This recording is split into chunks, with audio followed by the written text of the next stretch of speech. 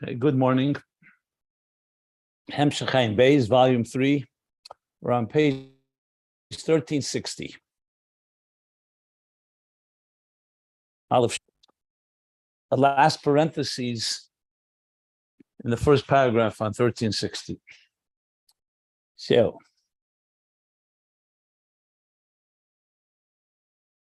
we're speaking about the Nukuda of Malchus. In the context of the process, I think it's important to emphasize because it's something that many of you may have not learned before. The common thread when you learn Chassidus, you already talk about the spheres after the fact, meaning after they were all emanated, all the Atzilus, the whole Atzilus of 10 spheres. Here he's addressed this based on, as I said, on Biuri Hazayar Bolok, Parsha Bolok, the process of how God actually emanated the spheres. So to put it bluntly, the 10 spheres didn't just pop out 10 spheres, as one would think. Like Bereshis bara Elokim Shemayim v'Sa'aretz. So God created everything, and then each day he created the Oyer, the Kia, and so on.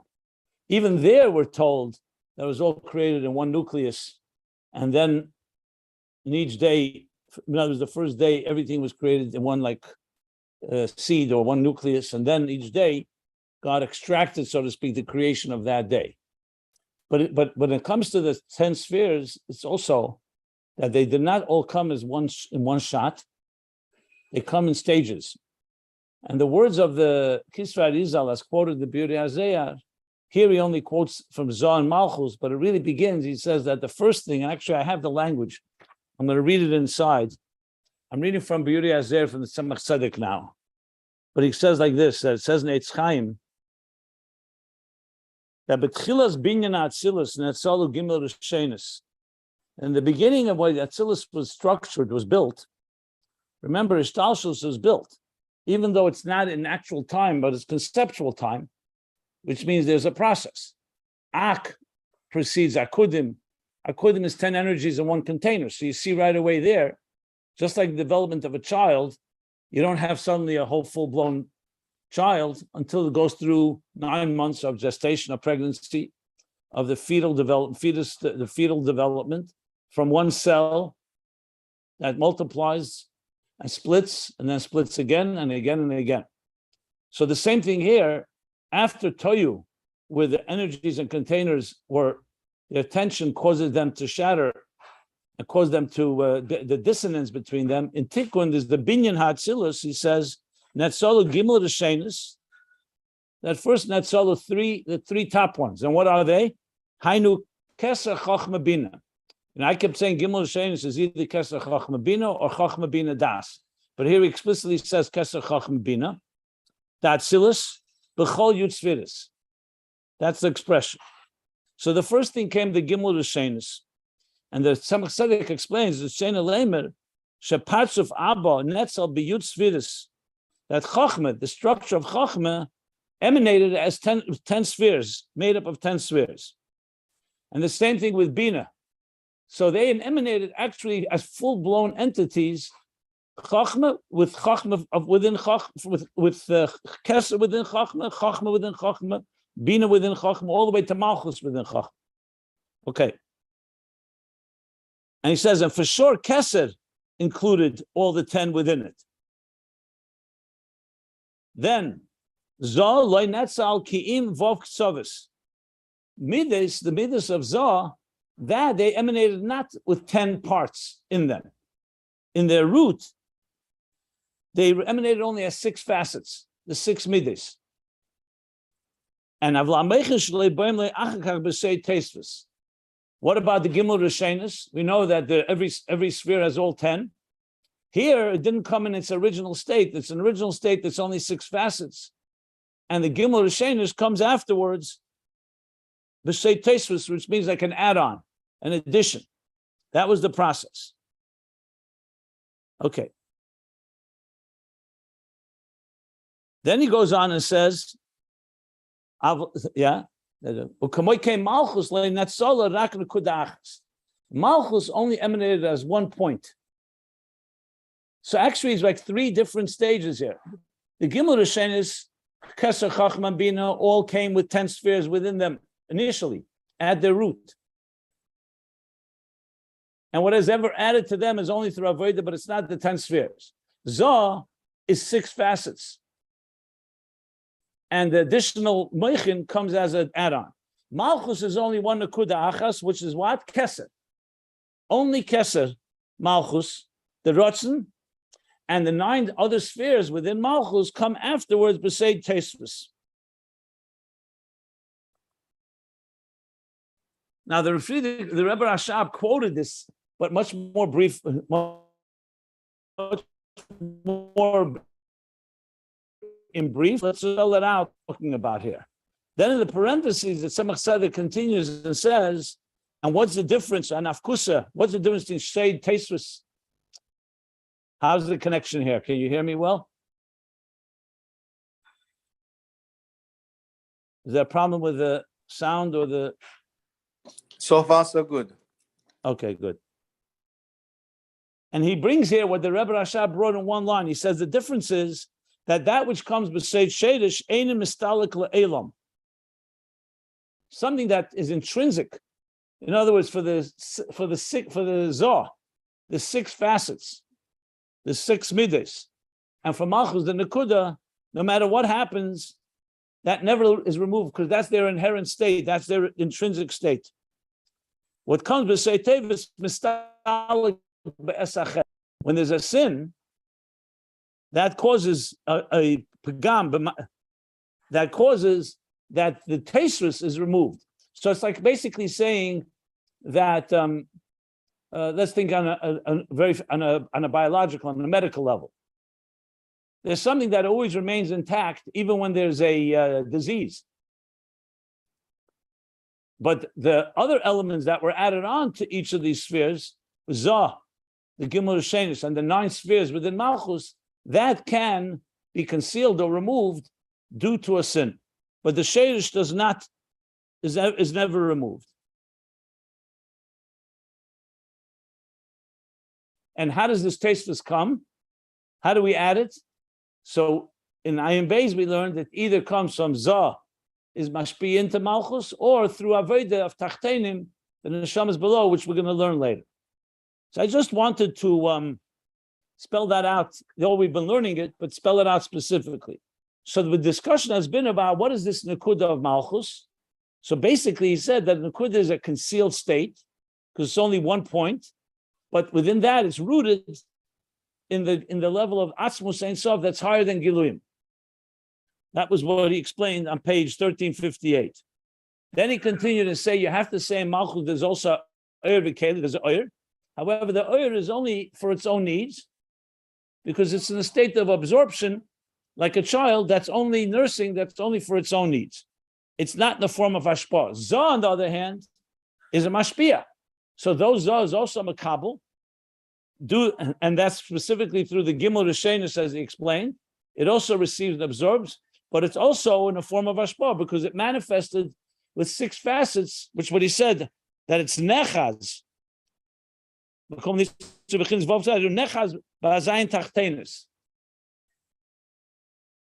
So there's a substance here that contains it, and that causes it to be also Mashpia. Malchus, on the other hand, doesn't have any keli that grasps it. So all it is in a state of a Nakuda, and therefore it's only in a state of absorption and aliyah viskalus to be consumed and become encompassed within its source. Z'A also elevates the source, but like he said, like we learned yesterday, there's a difference.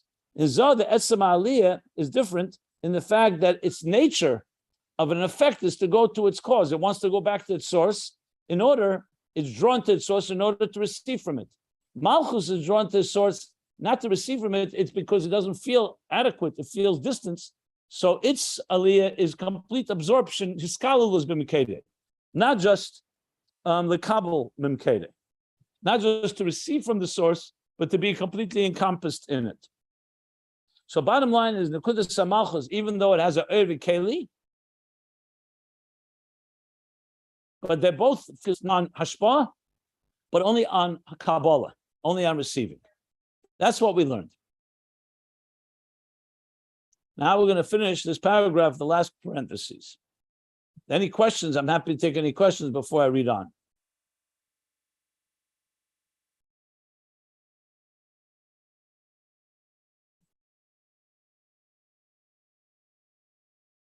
The only thing I would point out, I was thinking about this, based on what he said here, that Z'A also has element of Kabbalah, receiving, reception as in absorbing in the Gimel Rishenis, and then he said the Gimel Rishenis comes with say Tesvis, so it means that Z'A itself, when it first emanated, didn't have the Gimel Rishenis in it.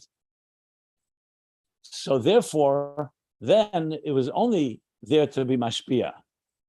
But then, say Tesvis, it also gets the Gimel Rishenis, and that creates more of a Kabbalah part. He doesn't specifically state that, but when you add the two things together, it sounds like that. But I don't know if I'm right about that. But I don't see any other way to explain it, because the Gimel Rishenis don't come till afterwards.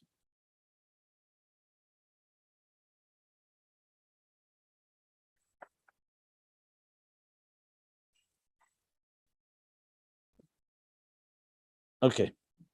I don't know if it's relevant to our conversation anyway. So let's read now the parentheses. Here we go. Well, the fizeh, so I'm reading 7 lines from the top of the page, 1360. You can follow along if you're going with the text in Ayin Beis, at ayinbeis.com. These pages have been scanned and PDF there.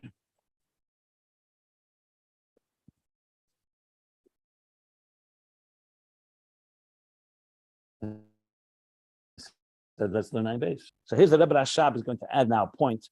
So let's read this slowly. Well, the fizeh, according to what we just learned, we have to say the Mashakosah b'Zehar. Now, what it says in the Z'A, the Malchus the Malchus has nothing of its own. Remember, he said first in the beginning of the paragraph, he brought from the Z'A Vayechi that Malchus does not have anything of its own.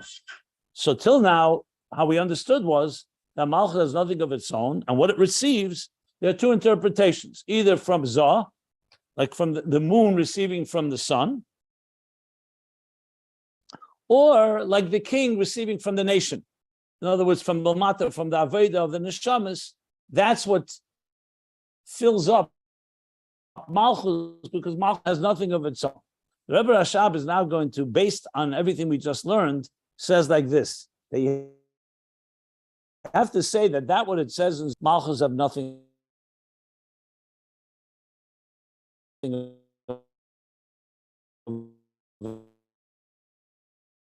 its own. What is he referring to? To the root point of Malchus. Remember, Malchus emanated as a Nakuda before the add-ons. That's not what he's referring to in Z'A. So this is why I said yesterday, as soon as you read that, 1 second, what does he mean by that? Isn't that the whole point here? That's why Malchus have nothing its own. It's only a Nakuda. And what's added afterwards is what Malchus receives. But he's saying now, no, that what the Z'A says, nothing of its own, is not referring to the Nakuda Hashrashis, the Malchus. Why?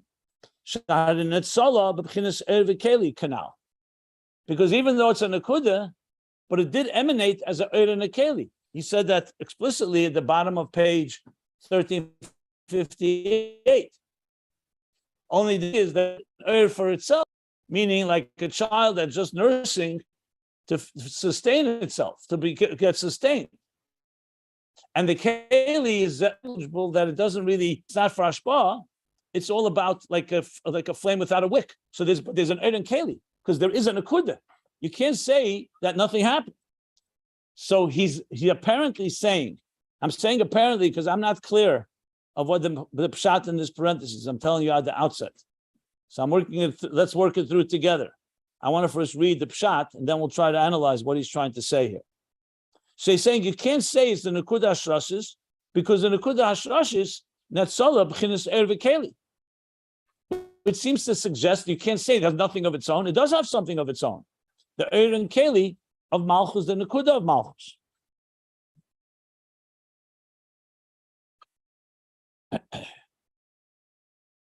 Now, unless I'm not reading it right, maybe he's trying to say the other way around.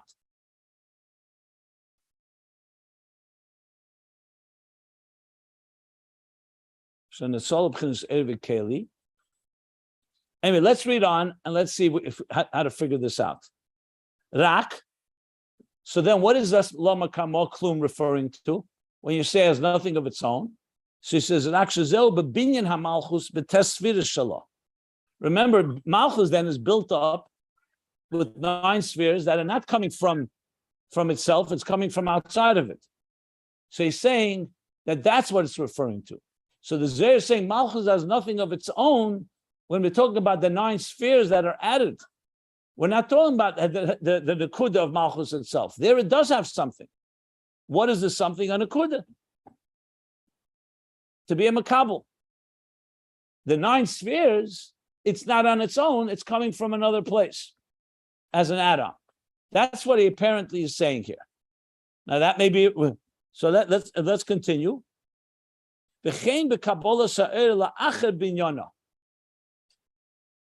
same thing also, how Malchus receives, not in the Nekuda, in its first initial state that it's makabel, like a point, like he said, but afterwards, after Malchus is built up, it also is still in a state of Kabbalah, and that's what the Z'A is referring to. It doesn't have anything of its own. In other words, we're not referring to the initial creation, the initial emanation of Malchus, the Z'A. The Z'A is referring to that which is added on to Malchus afterwards. That's not coming on its own, it's coming from outside of Malchus. In other words, Malchus also has something that puts it there and makes it an entity. Just like Z'A, you don't say les lamagamo klum. Why? Because Z'A was emanated by God as a structure. However, in Z'A, it's also mashpia. In Malchus, it's a Eir HaMakabel. But the Eir HaMakabel was also emanated as such, and therefore you can't call it les lamagamo klum. That's what the Rebbe Rashab is saying. At least the way my read. Ukamoshi is boy, as shall be explained.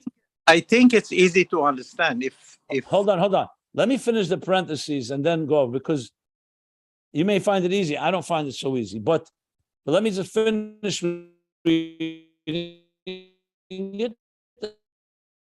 and then 2 more lines, 3 more lines. What does that mean? That when we're talking about Malchus being a mashpia, remember, after Malchus receives the 9 spheres and after it's built up, Malchus is mashpia. The Levana does give off light. It's just not giving it off on its own, but it is end up giving off light. So that's what the Z'A is talking about. That in the hashpa of Malchus, les lamagamo klum. But the Kabbalah of Malchus, I know, ironically, the Kabbalah of Malchus is what Malchus is. You can't say it has nothing of its own. It has that, the ability to be makabel, which is an interesting twist, because you would think the Kabbalah, that means les lamagamo klum, but he's saying not that way. He's saying the Nekuda of Malchus is not what the Z'A is talking about. The Z'A is saying, when you're talking about the Giluyim of Malchus, meaning the 9 spheres that build it up, and afterwards, the Kabbalah afterwards, which means what Malchus is now also being meshpia lamata, that is les lamagamo klum. That's coming from another entity outside of Malchus. And this is how it's explained similarly elsewhere. And one more thing that Rebbe Rashab adds, he says, "Ubesider be'in yosis kegibur loritz." So on the siddur on this prayer, Lord Tzairach. right? Lord Tzairach, sorry, yeah. So celebrate like this, like the powerful man that Lord Tzairach that runs the length of like a marathon, so to speak. So what is this strength? So what does he say? Kosav there in the Gibber talking about the sun. Right. talking about this. So he says like this: Shagam beheis hadishenis, who the lesla megamo klum.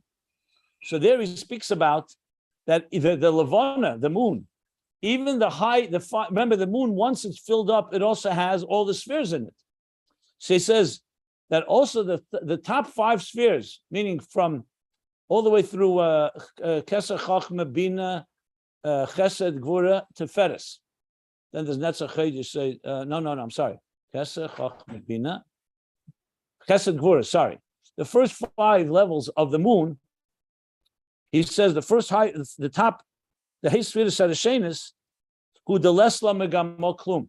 In other words, it's not just the lower part of the Levana. The whole Levana doesn't have anything of its own. And you have to say that he's referring to not the Nakuda Ashrashis, he's talking outside of it. Besides the Nakuda Ashrashis has nothing of its own. So in other words, the Nakuda Ashrashis is something that Malchus gets on its own, even though it's complete Bittul and Helam, but it's Malchus on its own. When we're talking Lesla Megamor Klum, we're talking about the Giluyim and the Hashpa and the add-ons in Malchus. That's clearly what he's saying. So it's interesting, diuk. I'm as I said, now that I read it, it's easier to understand, but I still think it needs explanation, like why it's. But it's a very, very interesting twist on this. Okay. Anybody wants to add anything? Fine, feel free. As I said, I'm not going to say it's not understood. 1 second. I'm not going to say it's not understood. It's just like, it's a little surprising when you read it, because you're just thinking till now, that's what the Nakuda means. Malchus lesla megamo klum. Z'A is the oyer of the Vav Ksavis Hashpa. Perfect. Malchus lesla megamo klum. It's only a Nakuda. And Nakuda is like, and Malchus can't do much without Nakuda until it gets the test spheres. But now he's saying no, it's not the Nakuda we're talking about. The Nakuda is what Malchus is. It's a makabel. For Malchus, anything else that Malchus has is less lamegamo klum. Now, if you think about it, it's really mukhrach to say this, because if you're talking about that nothing creates itself, ein davar eses asmei, then it's not just Malchus. If less lamegamo klum means that has nothing of its own, like we'll say, this world has nothing of its own. Everything we have is from Hashem. So what's the chiddush of Malchus? Everything is that way. Z'A also has nothing of its own. Who gave Z'A its power of Hashpah? Who gave the sun the power to light, to illuminate? It's not Keichiv Eitzim Yadi. So basically, that cannot be the chiddush. The chiddush is that when it comes to Hashpah, once the sun is created as a mashpia, then it has it on its own. Malchus also has something of its own, which is what? Edam Makabel. It's just on a mashpia. So Nakuda. It absorbs, like we spoke about. But when you talk, what means, so what's the chiddush of the Zoyar? Not that Malchus did not create itself, and that it has nothing of its own, it's all coming from Hashem, that all the Giluyim of Malchus are not coming from itself, it's coming from elsewhere. Now, the reason I still have a problem, before I stop, and then I would like to hear what you say, because I thought the pshat was that Malchus feels everything is created by Hashem. Zohar also is everything it has comes from Hashem, but Malchus feels it. Zohar senses its role. It has a role to play. When you're a teacher, you can't say, hey, I'm so but Leslie klum, and I'm not going to teach. No, Zohar, the teacher, the shemesh, the sun has to give off light. Malchus, on the other hand, embodies, like we said yesterday, the student. All it is a clay record. All it is an empty container. All it is an absorber. So in other words, Malchus feels that less lamegamo klum. But that's not what he's saying here. He's saying that part of Malchus is not what the Z'A is talking about. The Z'A is talking about any giluyim in Malchus, the binyan of the tespheres, the Kabbalah that comes afterwards, and which is essentially when Malchus is being mashpia, it's not on its own. But then comes the question, like I said, what about the Nekudas Malchus? Doesn't Malchus feel that it has nothing of its own because it's only a Nekuda? That's what's bothering me a bit about the parentheses. What is he trying to say? Why does he want to say that the Nekuda is not talking about the Nekudas HaShrosh? That's the thing that's still not clear to me. But that's what we just learned. Please.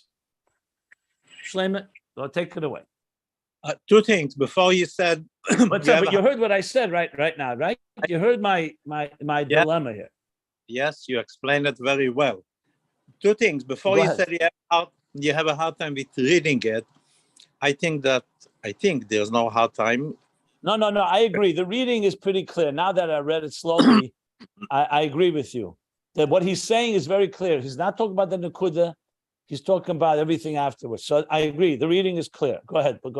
Okay, the second thing, what you said that now that the Shosha Atzmi, the Ora Mekabel, you have a hard time with understanding is the Ora Mekabel is an entity, and the Malchus knows that it's an Ora HaMekabel, but the knowledge takes over the Malchus so much that it's not feeling itself, but it doesn't have the feeling of less lo migarmo klum. The Malchus knows that this is an Ora HaMekabel.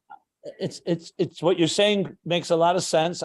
I would happen to agree that I think that's what the deeper meaning is. In other words, the Nakuda, it's so bottle it doesn't even feel it's bottle. Whereas the Tasvidus, there it feels the less lamagam klum because it clearly is receiving the oil from the shemesh or from the avodah. That's what you're saying, right? I also said that in the Nekudo Hashorshis, the Malchus is bottle betachlis, but the Malchus knows that it is a oira mekabel, not knows that as an entity. Knows. Okay, I thought you were saying something different. I thought you were saying that Nekuda Hashlosha Malchus is kolin yona is to absorb, and that's it. So you don't even have to say les lemagamoklum. Whereas when Malchus is giving off light, there you say it's not my light; it's the light of the mashpia. That's what I thought you were saying. Maybe you're saying, are you saying what I just said, or are you saying something different? I think it's different. But maybe what I just said, maybe pshat. Now that I'm thinking, and thank you, because what you said made me think like this. But go ahead, let me hear. Maybe there's another way to look at it. What do you say? How would you put it? Maybe that the Nekuda Hasholshis knows that it's completely a oir amekabel. Nothing. So why is that not less lamagam klum? Because it knows that it's nothing itself. It's completely a mekabel. Okay. But it takes it true and true. It's not. And where do you say less lamagam klum? On which level? In Giluhim. Okay. I think the explanation I gave, I like, if I may say so myself. I hear what you're saying. I think that is not even a contradiction in the deeper meaning from what you said. In Nachanami, I don't think it is either. I agree.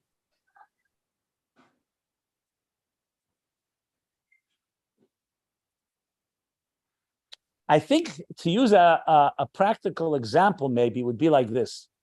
Malchus on its own, the Nakuda, is when, I'll use the example of Chazara. When you're standing before the Rebbe and he's speaking, and you empty everything, and there's no giluyim, there's only a sponge.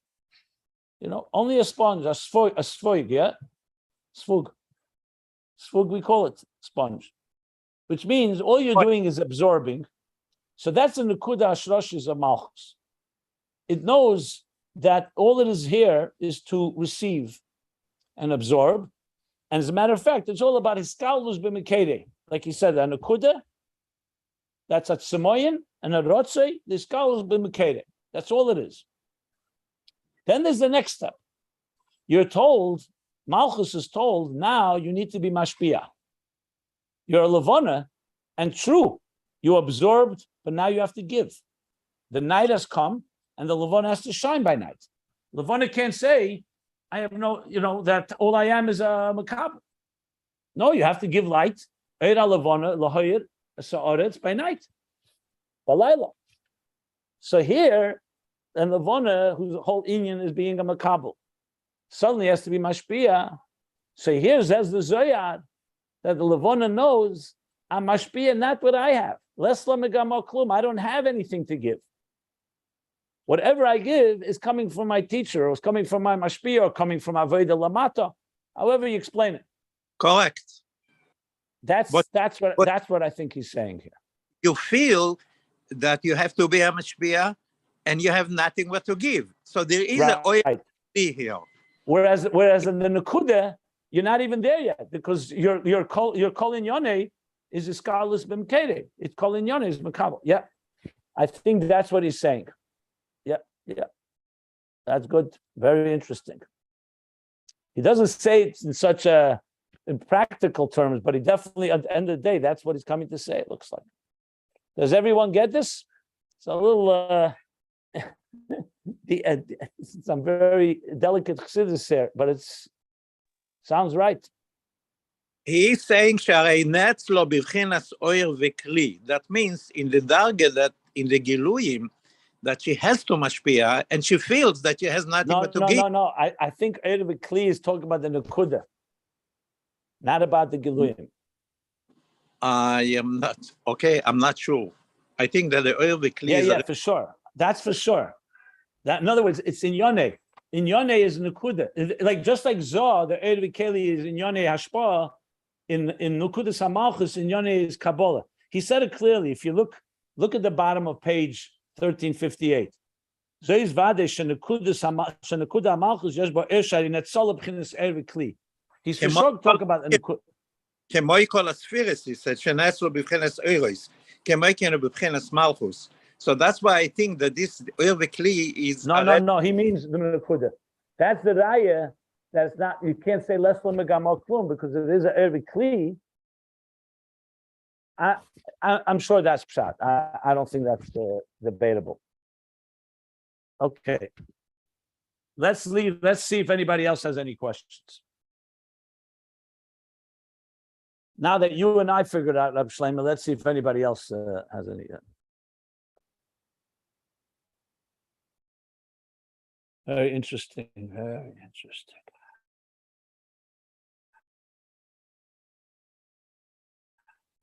I find to be Valdik. He's been medayik in the Zohar.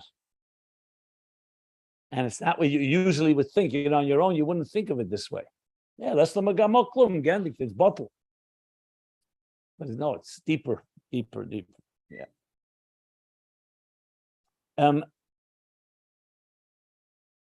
No questions? Everything is good, everybody? Should we move on?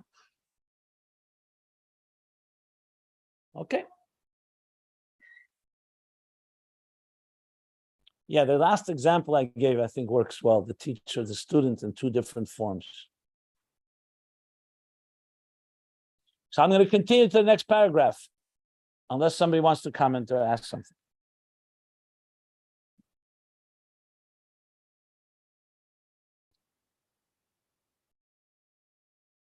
It's not over now.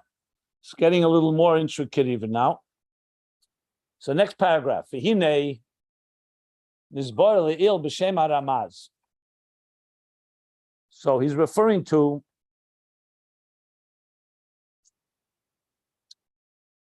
this Ramaz was, where was this? This was right here.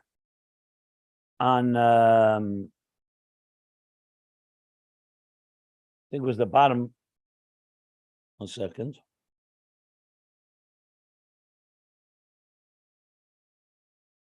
I'm just looking it up. I want to see what it said exactly.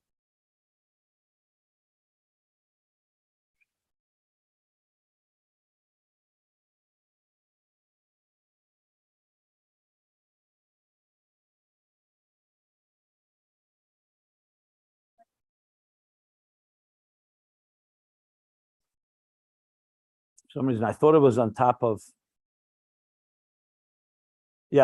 top of page 1358. So let's refresh our memory what he spoke about there. He said like this.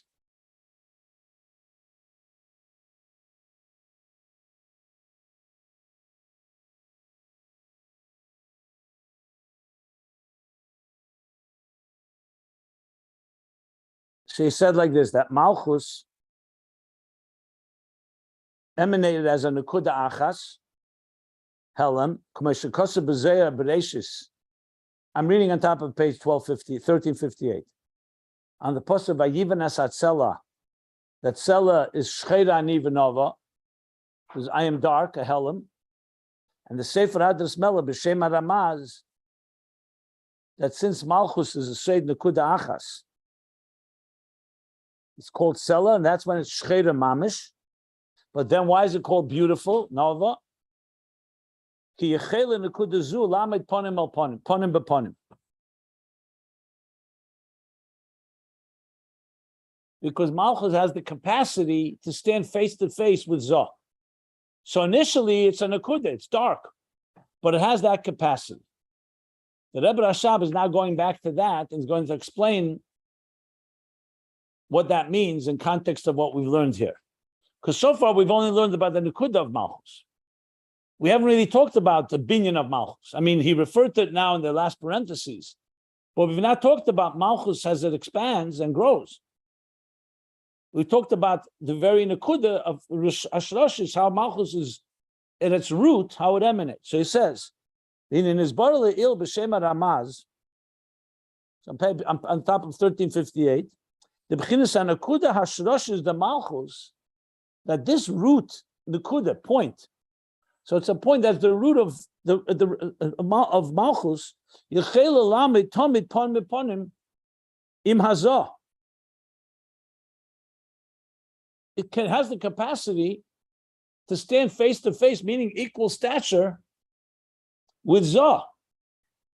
And that, he said, was V'hu Meprietz Chaim Hanal, canal. Like he says there, Kniska Prietz Chaim, B'Krishma Shalamita. He brought the Prietz Chaim as well. So he said, we learned that before. So he's now going to analyze what that means. Because it seems like a contradiction. If it's a Nekuda and only Makabel, what do you mean it stands side by side and Ponim B'Ponim, face to face, I should say, with Z'A? Z'A is a Mashpia. Z'A is a Shemesh. So yes, it's true, we learned that the moon can elevate Kaimasidim to be a full moon, but he's going to now explain what this means in the context of everything. So let's see what he says. So the Rebbe Rashab now is going to analyze this. So he says, actually, he brought it also before. He said, okay.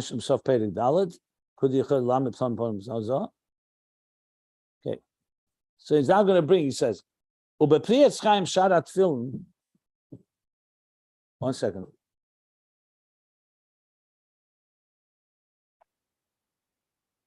Perek Zayin, Ubeshare Kavonis, Sham Drush Hey. So he's quoting now from Priyat Chaim Ashara Kavonis.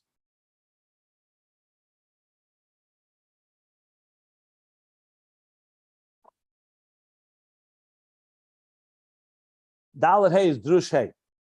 Isa, it says like this: the Nekudas HaMalchus sheyered is bechetze halaylo, behechel kodesh hakadoshim, the bria, beboiker hi'ela ad b'chinas chazei dezah.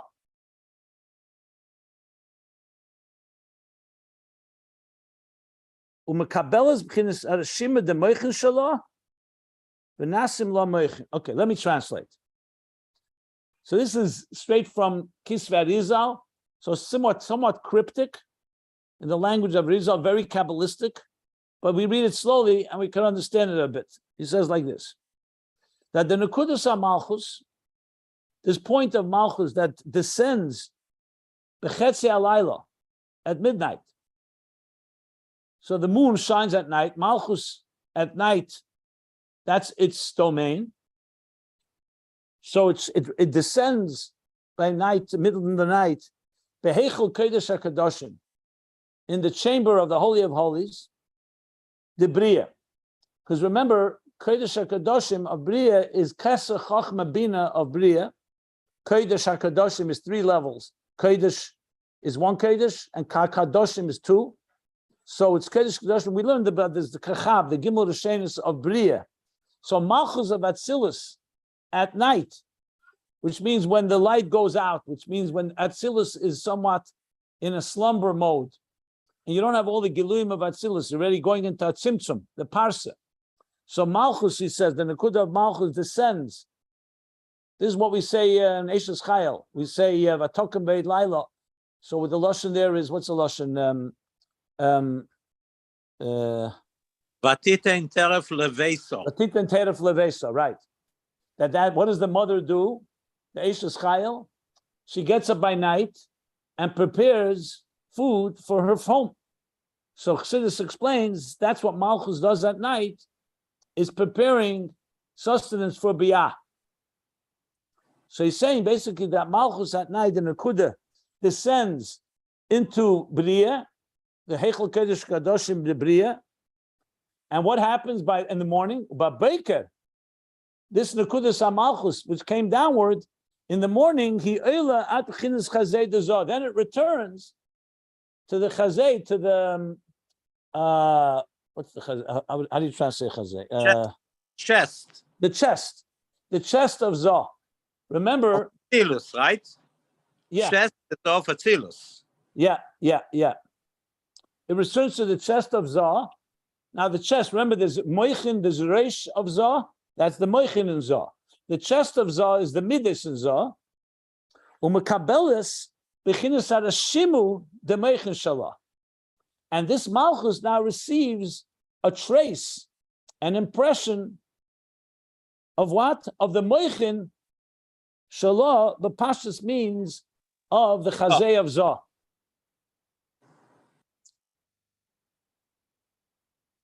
And the Rebbe Rashab explains, where's this Mochin coming from?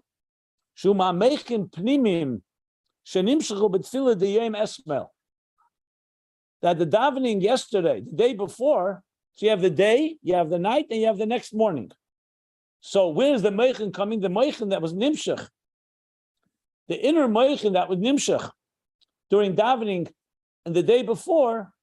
Now when Malchus does its work at night, and in the morning it elevates and receives to the Chazei, the chest of Zah, receives a trace of the Mochin, and that's coming from the Mochin Pnimim, which isn't a trace.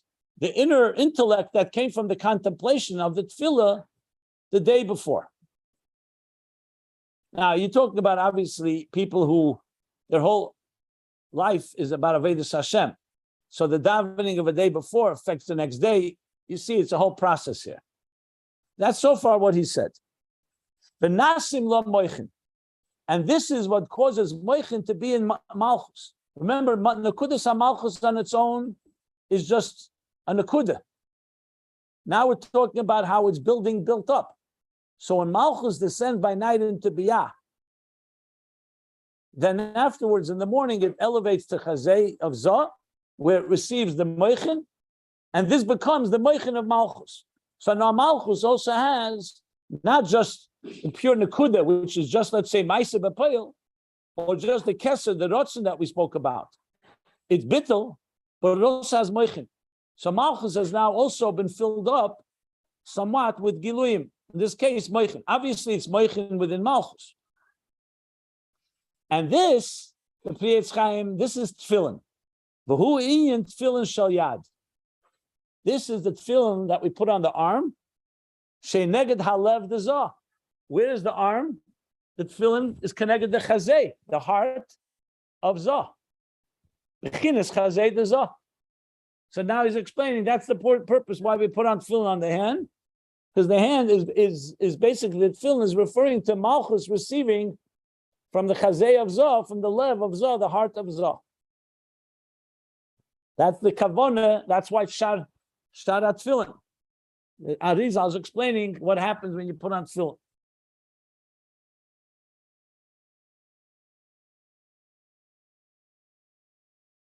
But it's not finished yet. It's a little more complicated.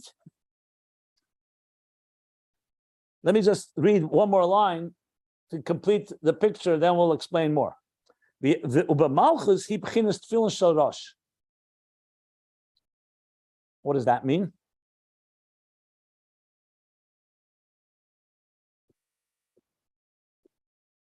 Tefillin shel Yad, connected this. In Malchus is Tefillin shel Rosh. What does he mean? That lefi erech Malchus Tefillin shel Yad is Tefillin shel Rosh? Because I'm not Malchus clear what connects, but doesn't a Malchus connect to Keter? And that's ultimately what he's saying? No. I said, well, but Malchus, he begins Tefillin shel Rosh. Yeah, because it's like the Rosh of Malchus. Maybe what he's saying is that the Tefillin shel Yad is Malchus is being okay. Is the Chazei de Z'A? That's what it is. That's the Chazei de Z'A. In Malchus, that becomes the Rei Tefillin shel Rosh, the Mochin of Malchus. I think that's what he wants to say. I have to look it up. I have to look it up in Priyat Chaim because it's not clear to me what's the Tefillin. We're talking about Malchus is elevating now by Boiker. It says by Boiker Elad B'chinas Chazei de Z'A u'Mekabel B'chinas Harashim de Mochin. Maybe like this: the elevation to Chazei de Z'A, that's Tefillin shel Yad, and Mekabel is B'chinas Harashim de Mochin, maybe Tefillin shel Rosh. Yep. Yeah, that's probably the pshat. V'hakoil hu kamoishi b'chinas nekuda adayin, and all this, Malchus is still a nekuda. V'nivnis achar kach b'tfilah. So in other words, Malchus did its work at night. In the morning, Malchus elevates. That's why we put on tefillin shel Yad and shel Rosh. Mamshich from Chazei de Z'A and from Mochin. But that's still a nekuda. The nekuda was Eila. And now davening is where you build up Malchus properly. So you've set the stage. Malchus has done everything properly in order to be able to now receive the amshachas that come through davening. And davening, you're mamshich into Malchus more than the nekuda, the giluyim of the tespheres. That's what it says, yeah. He's not talking about nekuda sholshis. That's a different thing now. No, I don't. No. I don't know if you're right. I think it begins with the Kudash Roshis. That's what Malchus in the first is because he said Nekudas HaMalchus Yered is Bechetze Alayla. I think that's the Nekudash Roshis. And then this Nekuda elevates. He's talking about the process, how it elevates and then gets built up. He begins with the Nekudash Roshis. Yes, he is talking about the Nekudash Roshis for sure. What you're seeing here is something we do every day, but we don't even know what we're doing. This is how Malchus is built up into a full entity through tefillah. Okay. And the Nekuda Ashroshes, the Ashroshes is from the davening the day before, and then it fills up. Didn't say the davening. No, the Nekuda Ashroshes of Malchus is referring to Malchus in its core place, which is essentially, think of a newborn child. Or in the morning when you wake up, you're like a nekuda. Neshama ba'apay. You don't yet have all your faculties, everything is all built up.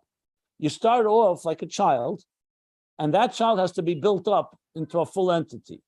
So Nekudas HaMalchus refers to that core you. It's like, think of Kabbalah style, Maisa B'Peil, complete bittul. But now you want Malchus to become more than just that. So that's the whole process that he's talking about here. That through the Tefillin shel Rosh, shel Yad, shel Rosh, and davening, Malchus then is filled up with Oir, and we're not just like a little child. You're now a person who's using your Mochin, your Midas, your Mochin. Like we spoke, Mudva, Murgish, Mud. You're not just behavioral, reflexive, and impulsive Jew. You're also a fully developed one, both emotionally and cognitively. That's what he's talking about here. Now every day this happens anew. This doesn't mean that yesterday's davening doesn't have an impact. That's what he said, that the Mochin, Pnimim, that came from yesterday's davening, that's what allows Malchus to go to Chazei de Z'A and receive the beginning of Mochin. Like he said, the Shimu of Mochin. But the goal is that Malchus should become a full entity that is emotionally and cognitively experience godliness. Let me put it in simple English. We learned it earlier. Malchus is like a person who serves God just behaviorally. Mitzvahs anoshim ulamad. You're told what to do, you do what you have to do. That's Malchus. But the Eibishter wants us to also be v'haftas Hashem elekecha. V'yadaita hayom. Not just to do what he wants, but to love him. But we don't begin davening with v'ahavta. We begin with moida ani, because moida ani is malchus. Moida ani lefanecha melech chai v'kayim melech, and all I'm doing is showing gratitude, just acknowledging. Moida ani and the early parts of davening is just purely haidah. Like we say haidu, moida, haidu. Haidah is an aveda like Kabbalah Sel without giluyim. I'm just acknowledging you thank you for giving me my life. Elakai, at shanasata bi neshama shanasata bi ta'iri. The birchas hashacher, pekei achivrim, shekev kvufim, so on and so on. That's basic haidah. Davening, as we continue in davening, then we start developing also our emotions. Psukkah de Zimra, and then Krishma, and ultimately Shemanesa. This is the aliyah from Haidah, pure Malchus, the Nakuda, into a full-blown experience where you're feeling God and contemplating on godliness. The Tefillin come into play because the Tefillin, Shal Yad, Shal Rosh, is helping the Nakuda of Malchus to start developing itself, first to the chest of Z'A, the heart of Z'A, then the Mochin, like you said, Rosh, the trace of the Mochin from yesterday. But the goal then is through davening, you start building it into a full thing. So at the end of the day, after davening, a person should be a full-blown Eved Hashem with Malchus, Nihi, Chagas, and Chabad. So the whole Malchus is now filled with the whole experience. He didn't say this all right here, obviously. I hope he spells it out later in Avodah. But in other places, by connecting this with other places, that's really what he's really saying here. But it's very dense, and he's speaking about it purely in language of the Eitz Chaim and pre-Eitz Chaim, rather, Shara Kavonis. It's quite fascinating. Oh, it's the most dense thing I think I've ever heard in Ayin Beis in the last 9 years. But it's beautiful. It brings alive what real davening is. It's amazing. He expresses it in so few words. You would think it's going to be elaborated. Yeah, if you read it without knowing anything else, it's very hard to figure out because it's so cryptic. It's just technical words. But this is a perfect example. When you read the Arizal without Chassidus, it's almost impossible because it's like reading it's reading like chemical formulas if you don't know any chemistry.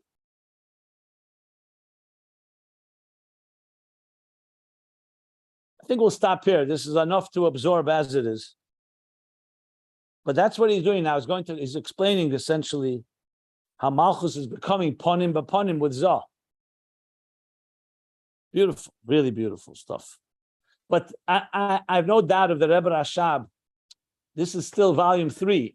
Had he reviewed this and went over it like he did volume 1 and 2 with additions and chapter number and summaries, we probably get a lot more written out. But the basics are here. It's the basic building. Listen, volume 3 is harder to learn and teach, trust me, than the other volumes. They're all difficult. But this has the added element that it's the first draft. It's the first bare bones of Ayin Beis, without what the Rebbe Rashab did in the other parts of the Hemshech where he developed it much more. Okay, so what I'm doing is I'm leaning on my knowledge of other places in Chassidus that talk about these things and explain it. I think this was a pretty. I like to believe it was a pretty clear explanation of what he's saying. Wow, it's like Malchus. It picks up stuff and delivers it. It goes up, picks up stuff, and brings it down. It's amazing. Well, Malchus, you have to just replace the word Malchus with Knesset Yisrael, the neshama, the feminine part of the neshama that's involved in, like he says, at night. It's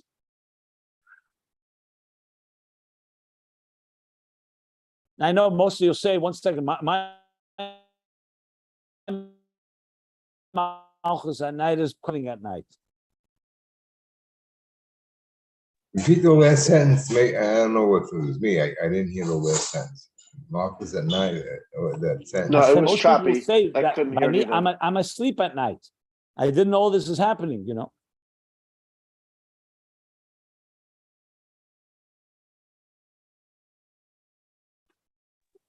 It's a known thing by the Maggid.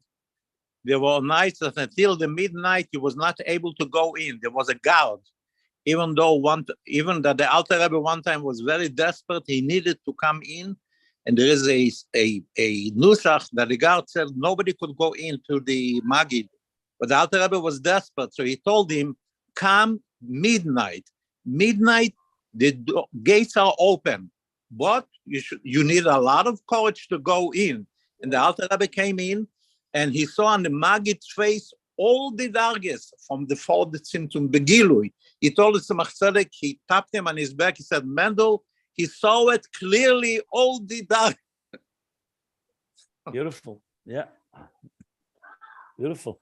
I will say this.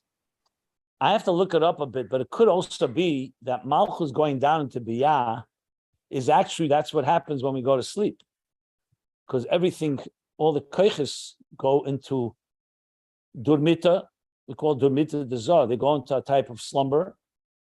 Malchus, meanwhile, descends down below. And the morning,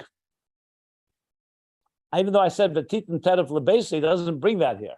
In other places it says that, but here it could be that's the word that as all the faculties go upward, because what it says in the Neshama at night is Shayeves La Mebe'era Shayeves La Chaim. Koyach. The soul goes up to receive its sustenance. Its batteries are recharged, but Malchus meanwhile descends, and then it goes. I have to look it up, what he's referring to in Avodah, but the picture is pretty clear, especially once you wake up, what happens next.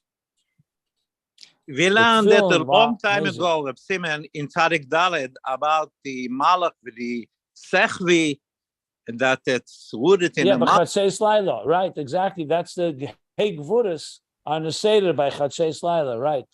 from Tzadik Daled. Yeah. Of course, I remember. Yes, absolutely. Yeah. It's definitely connected. You have to look up what he said there, but I'm sure there's connections. Look, when you learn Arizal and Chassidus, you see day, night, everything is part of a whole picture of serving God. It's 24/7 process. Like most people, 24/7 for them is their businesses. When you learn this, Chassidus and Primis Atera, the 24/7 is involvement. It's all about Malchus and Z'A going down and going up and filling and weak. It's all that. And then when he didn't even mention, he talks here about Tefillin, then there's Talis, and then there's Shabbos. They're all connected. They're all part of a process of transformation. Okay, we'll stop here by the V'yesh Leimer in the new paragraph, middle of page 1360. Anybody wants to ask anything else? Any other questions? Now we'll stop here and we'll talk about Nekuda Shoroshis. He's not talking about Helem or Atzmi, because we cannot say that the Malchus is ponim beponim with Z'A about the Helem or Atzmi. No. He said the Nekuda Shoroshis is rooted in Helem Atzmi. That's why it's a Nekuda. But you're right. Once Malchus starts this Aveda, it's now engaging with Giluyim, for sure. But ultimately, you want to have the best of both worlds. You want the Nekuda as it's rooted in Helem Atzmi, as it also has the mile, like a Baal Tshuva also has the mile of a tzaddik, and the tzaddik is the mile of a Baal Tshuva. So ultimately, you're going to have both. But correct, the Nekuda itself is rooted in Helem Atzmi. He said that on top of page 1358. But then Malchus being built up. In other words, the Malchus, the moon, the Nekeva is rooted in Keser. Eishes Chalatet is by the highest levels. But you want Malchus also to have Giluyim. That's the point. Yeah. Okay, so we stop here. Let me